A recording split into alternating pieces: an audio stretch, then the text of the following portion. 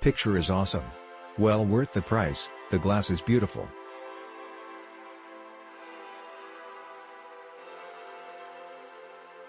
We had a 10-year-old Panasonic plasma that was getting a bit long in the tooth. I wanted to go to a 4K display, but was concerned about losing the black levels that plasma is known for. Was totally blown away, though, by the LG OLED picture quality. HDR content in particular is just stunning. The blacks are truly inky, and the contrast is amazing. From a pure PQ standpoint, I am completely satisfied with my purchase. Further, the image processing is excellent.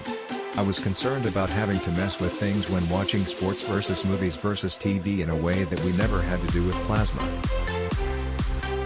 But quite frankly, after having set the LG on the cinema preset, that's good for like 95+% of our viewing.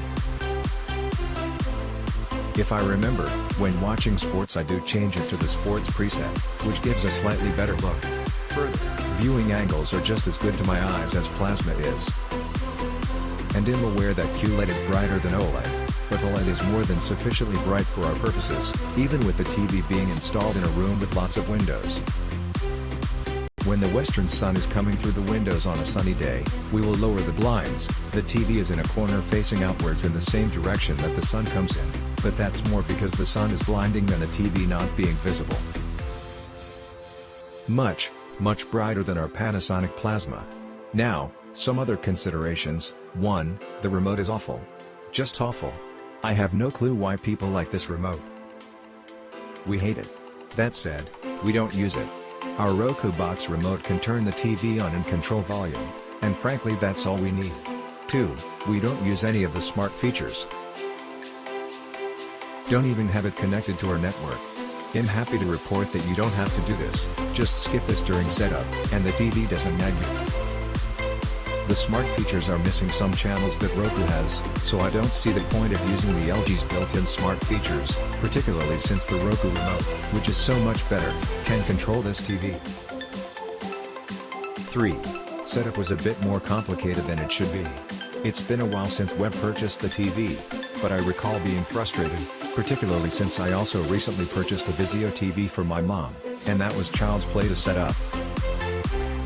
The LG is not difficult, mind you, but don't necessarily expect to breeze through it. Setup in this context means both connecting the base to the TV and going through the initial setup of settings on the TV and the guide and walkthrough.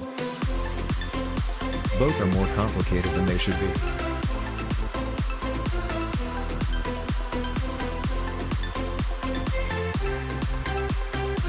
4. We purchased the E9 over the C9 for aesthetics and sound. Note that the image processing capability and the panel are the same on both. The B9 has the same panel, but slightly worse image processing capability apparently. In hindsight, I probably would go for the C9. 2 reasons. First, we have our E9 positioned in the corner. Yes, when you go and look at the TV from the side the profile is stunning in thinness as compared to the C9. But, we never go look at the TV from the side. We see a giant slab of TV with minimal bezel, no different than the C9. So in day-to-day aesthetics, the E9 doesn't give you anything over the C9. Second, while the E9 has better sound, particularly more bass, I can't say that I'm wowed in any way by the sound.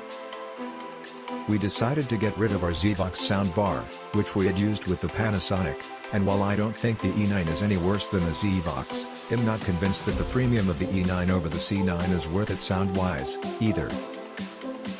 Click link in description for more reviews.